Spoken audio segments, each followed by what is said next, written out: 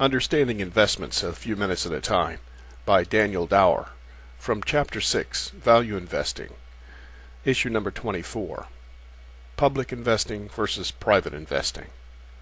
Repeatedly, Graham suggests that for investing purposes, we consider public stock purchases as if we were purchasing private companies, for purpose of analyzing the fundamentals of the business and determining its intrinsic value. However, we should acknowledge the pros and cons of investing in public versus private companies. The primary advantage of owning a public company, in particular a large, well-known company with widely traded stock, is that we have nearly instant liquidity. We have the option to sell our shares or buy more at the public price at any time.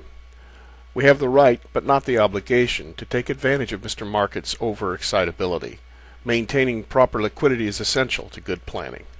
One might think, with those advantages, that public companies would inherently be valued higher than private companies. Not only do the stockholders have this liquidity advantage, the board of directors has the option to sell stock to the public in order to raise capital, or even buy stock back to deploy its own capital.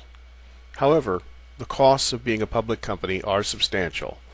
In addition to the sheer cost of administrative overhead associated with public reporting and its regulatory environment, having thousands of shareholders often affects the decision-making process negatively. The board of directors has a fiduciary duty to thousands of shareholders.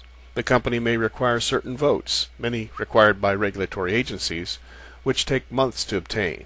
A private company is usually more nimble and able to respond to rapidly changing economic conditions.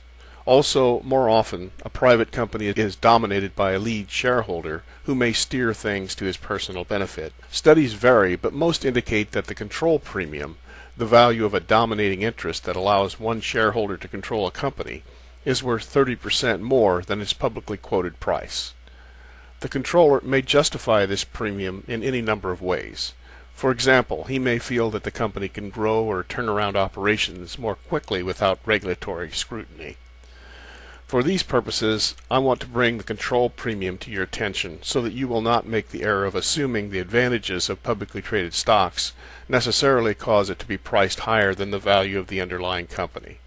To the contrary, as often as not, public prices may be irrationally too low or irrationally too high.